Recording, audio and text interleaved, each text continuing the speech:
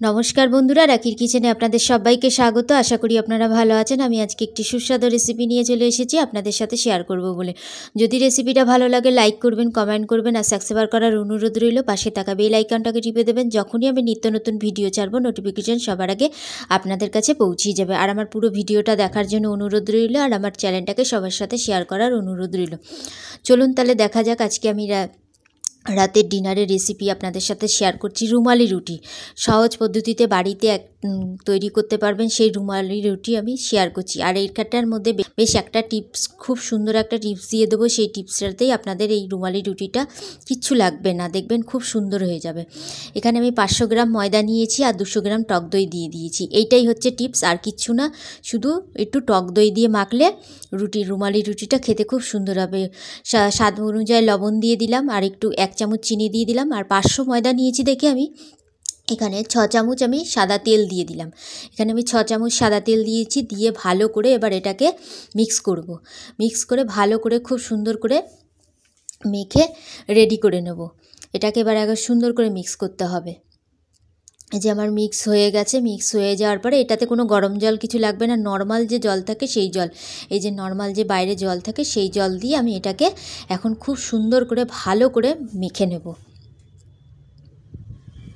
এই যে আমার মাখা হয়ে গেছে। দেখুন মাখাটা কীরকম করতে হবে, এই যে এরকম নরমভাবে একটুখানি ক্যাতা ক্যাতাভাবে মাখতে হবে, তার জন্য কোনো ভয় নেই, কোনো কিছু নেই।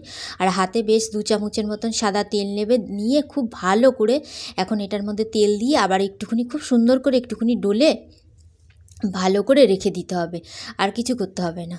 এই যে দেখুন আমার খুব সুন্দর করে ডলা হয়ে গেছে, ডলে খুব ভালো করে মাখা হয়ে গেছে। মেখে আমি এটাকে এবার মিনিমাম 5 থেকে 6 ঘন্টার জন্য আমি রেস্টে রেখে দিলাম। কেন 5 থেকে 6 ঘন্টা রাখলাম, আমার হাতে অনেকটা সময় ছিল, তাই আমি 5 থেকে 6 ঘন্টা রেখেও দিয়েছি। আমি সকালে মেখেছি, রাতে সন্ধ্যাবেলা এই রুমালি রুটিগুলো তৈরি করেছি। দেখুন ময়দাটাকে আমি তুললাম। ময়দাটাকে তোলার পরে দেখুন কত সুন্দর হয়ে গেছে। আমি অল্প কটা রেডি করে নিচ্ছি, আর বাদবাকিগুলো পরে করব। তারপরে লেচিগুলো কেটে সুন্দর করে নিলাম, নিয়ে তারপরে ময়দার গুঁড়ো দিয়ে রান্নাঘরে যে স্ল্যাব থাকে ওই স্ল্যাবের মধ্যে আমি এটাকে এখন বেলে নেব খুব সুন্দর করে। বেশ বড় বড় করে যেরকম রুমালি রুটি হয় সেরকমভাবে আমি এটাকে বেলে নিচ্ছি।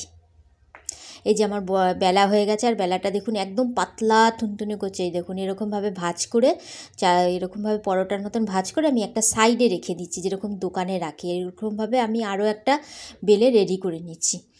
আর দেখতেই পাচ্ছেন কতটা পাতলা হয়েছে, যে কালো স্ল্যাবটাও কিন্তু পর্যন্ত দেখা যাচ্ছে। এইভাবে আমি সব কটা রুটি তৈরি করে নিয়ে তারপরে গ্যাসটাকে ধরিয়ে দিলাম। এই যে হাই করে আঁচটাকে কড়াইটাকে বসিয়ে দিলাম। প্রথমে হাই আঁচে একটুখানি কড়াইটাকে গরম করে নেবেন, তারপরে আঁচটাকে একদম লো টু মিডিয়ামে রাখবেন, তো ভালো হবে। ওইটা আমার হাতে একটু ছ্যাঁকা লেগেছিলো বলে তাই আমার হাতটায় তাই পুড়ে গেছে রুটিটা। এই দেখুন কীরকমভাবে দেখেছেন তো, পুরো রুমালি রুটিটা যেরকম এরকম দোকানে দেখবেন, কোনো দোকান বা রেস্টুরেন্টে খেতে যাবেন সেরকমভাবেই পুরো ভাজে, যে সেইভাবেই একদম পুরো ভাজি। এটার মধ্যে কিন্তু কোনো কিছু লাগবে না, জল ছিটাতে লাগবে না, কোনো কিছু করতে লাগবে, কিচ্ছু লাগবে না। সামান্য পরিমাণে একটু দই দিয়ে যদি মেখে নেন তাহলে এরকমভাবে সুন্দর রুমালি রুটি বাড়িতে একদম সহজ পদ্ধতিতে তৈরি করতে পারবেন। এই দেখুন আমি রুটিটাকে উল্টিয়ে দিলাম ভালো করে, আস্তে আস্তে করে হাত দিয়ে উল্টিয়ে দিলাম। তারপরে একটা যদি একটুখানি সুতির কাপড় থাকে খুব ভালো হয়। আমার হাতের সামনে ছিল, একটু কোনাগুলো একটু কাঁচা কাঁচা ছিল, সেটাকে আমি একটু চেপে দিলাম।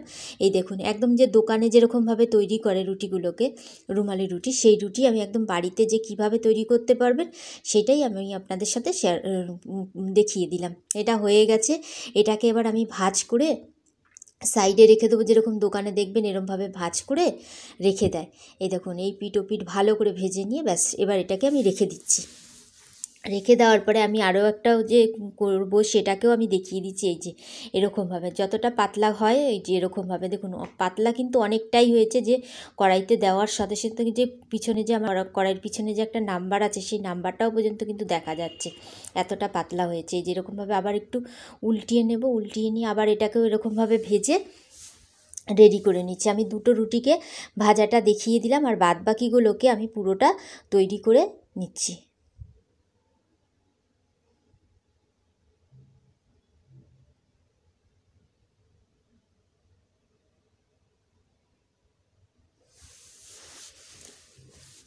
বাদ বাকিগুলোকে সব তৈরি করে নিলাম, যে কটা লেচি করেছিলাম সব কটা বেলে নিয়েছি। এই যে দেখিয়ে দিচ্ছি দেখুন কীরকম, আর এটা খুব গরম রুটিগুলো, আস্তে আস্তে করে ধরতে হচ্ছে। এই দেখুন পুরো পাতলা ফিনফিনে, আর এই দেখুন কতটা নরম আর কতটা সফট হয়েছে রুটিগুলো, দেখুন এতটা নরম হয়েছে যে আমি চাপ দিয়েছি এরকমভাবে। আর এটা আমি চিকেন কষা দিয়ে সার্ভ করলাম। আপনাদের কাছে যেটা ভালো লাগবে সেইটাই আপনি সেটা দিয়েই খাবেন বা সার্ভ করবেন। আমি এখানে স্যালাড দিয়ে দিয়েছি, গাজর দিয়ে দিয়েছি, শসা দিয়ে দিয়েছি আর পেঁয়াজ, এটা দিয়েই আমি এটাকে আজকের মতন ভিডিওটা এখানেই শেষ করলাম। আবার একটি নতুন রেসিপি নিয়ে চলে আসবো, ততক্ষণের জন্য ভালো থাকুন, সুস্থ থাকুন।